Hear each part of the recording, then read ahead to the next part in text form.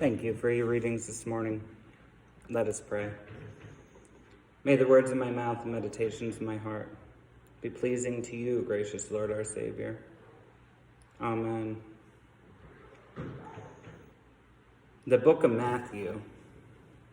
Upon reading it this week a little bit, I thought, what bad news. Hard times, rejection, betrayal, family division, persecution, imprisonment, beatings, lies, slander, verbal abuse, hatred.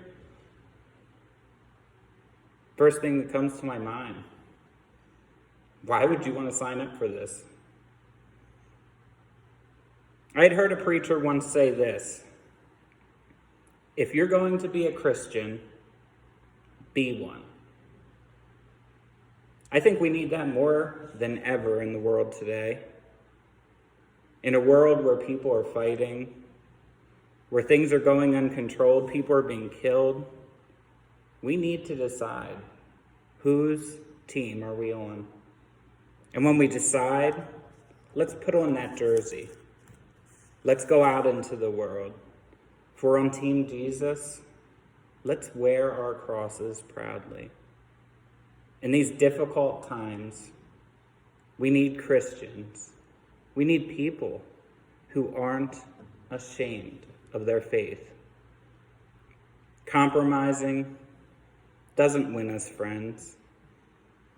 Many times when we go out into the world, we'll hear people say, "You're too Christian for me," or "You're too Christian for this worldly crowd," or "too worldly for a Christian crowd."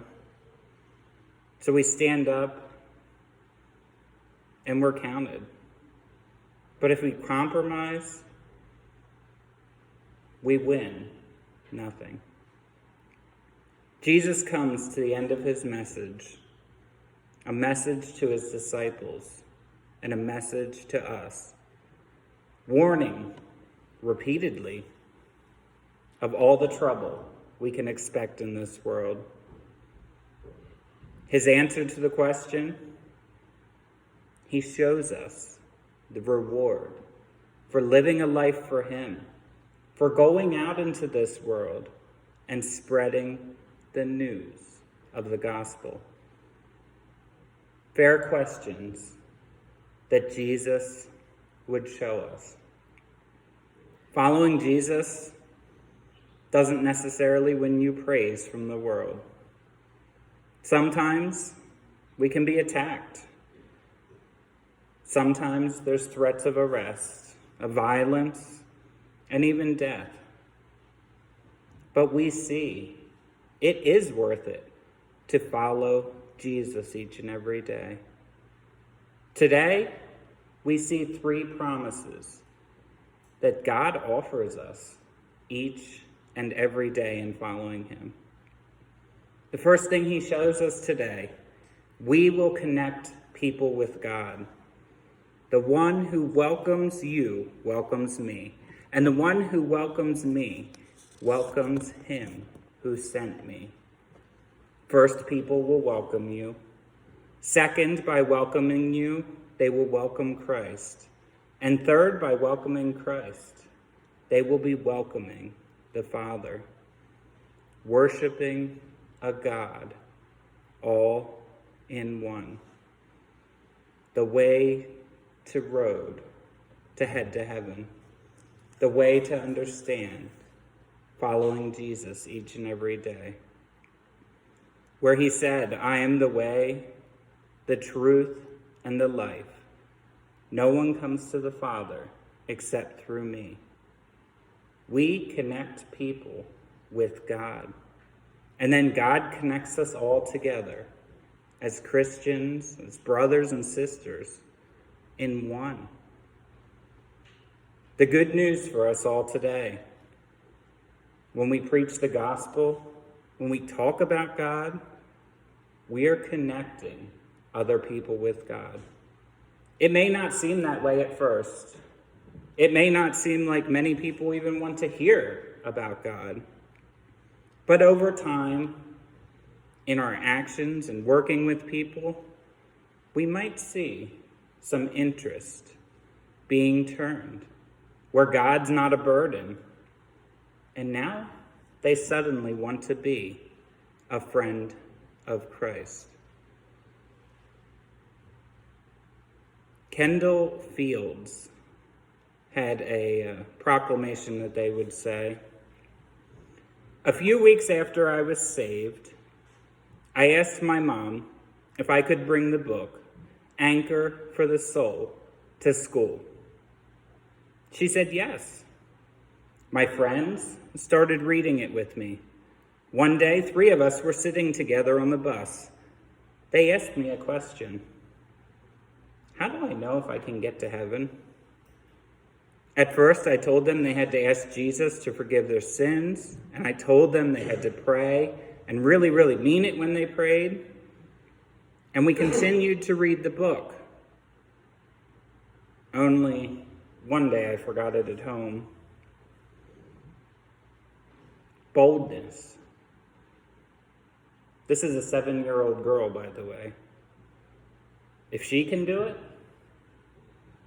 we can all do it. Young, old, rich, poor, male, female, we're all welcomed in God's congregation to share the gospel of Christ in the world. The second blessing he offers us today, we will become a source of blessing to others around us. And I can tell you, we can't all be prophets. We can't all be preachers. We can't all be missionaries. We all can't be pastors. And we all can't be leaders. But we can be Christians together. God gives us gifts to go out into this world. Many ways in which we can work to fulfill his duties here on earth. We see God doesn't need us. The truth of the reality is kind of the opposite. We need God to continue on in this world each and every day. At any moment in history, when you look at it, God didn't need us, but we needed him.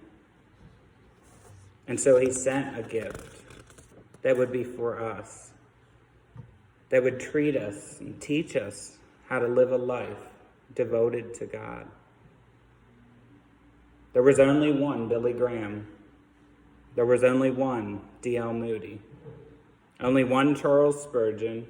Only one Martin Luther. But it goes on.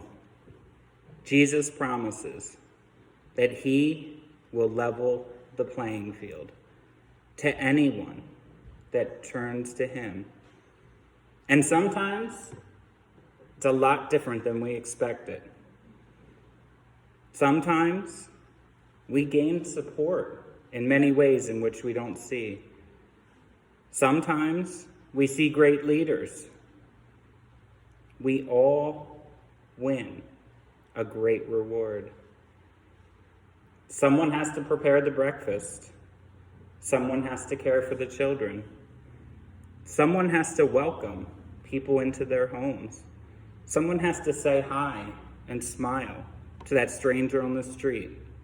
Someone must be there to pick someone up from the airport or to sit in the waiting room, waiting for that dreading news. Here's the amazing promise Jesus makes us. Those who stand and those who wait in the shadows receive the same reward as the man or woman who receives all the public acclaim. Some might say they won thousands to Christ, but they didn't do it alone. They built a great church, but they didn't do it alone. They filled stadiums with thousands. You could hear them sing. Yes, true. but they didn't do it alone. They started 150 churches overseas in Thailand. Yes, true, but they didn't do it alone. Nothing great is ever done alone, for we are never alone when we walk with Christ each and every day.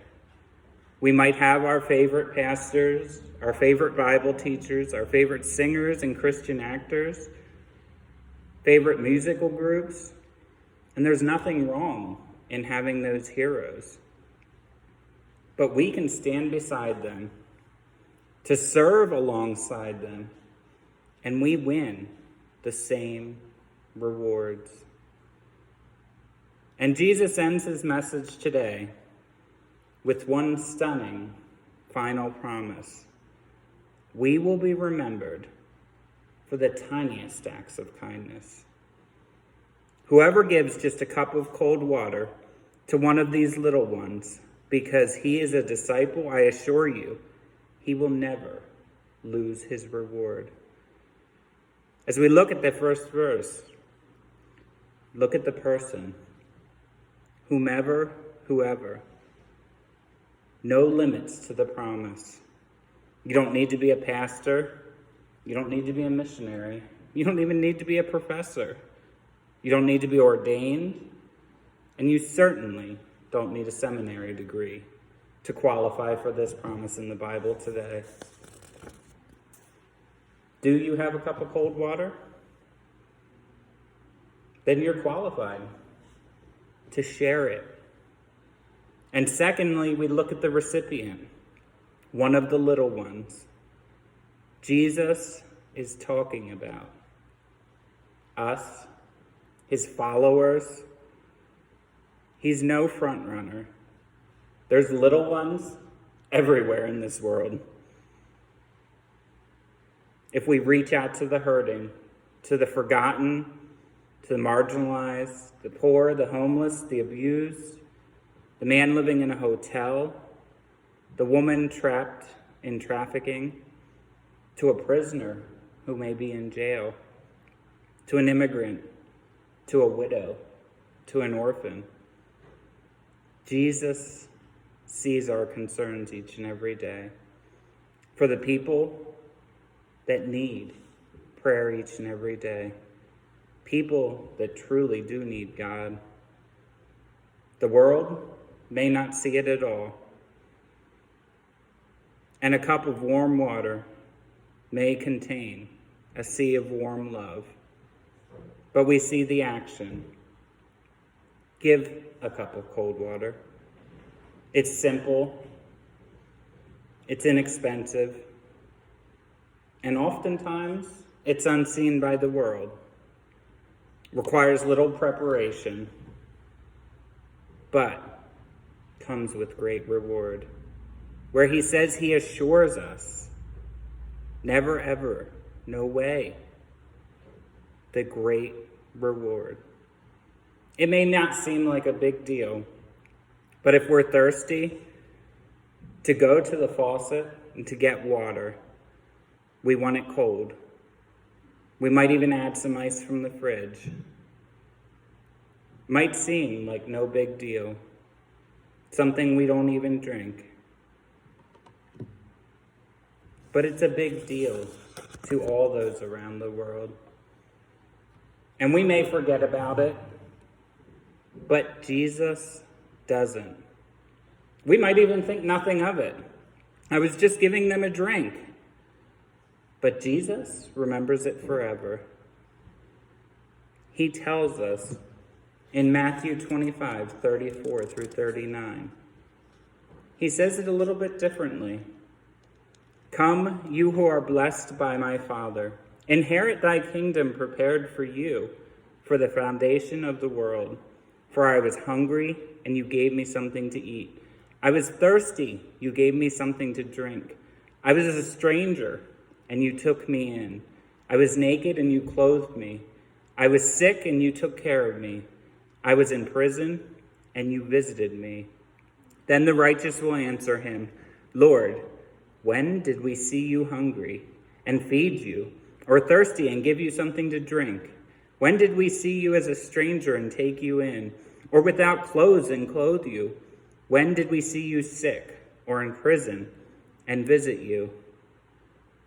What a question that could be asked.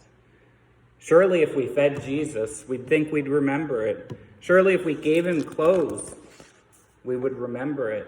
If we visited him in prison, we would remember it. If there's a broken heart, we can find Jesus there. But the world may not. We go on to offer many different things. He sees singles that are struggling with young children. He sees a cell in every prison in the wall, walks the halls in the hospital, hears the cries of children, and hears those who become believers.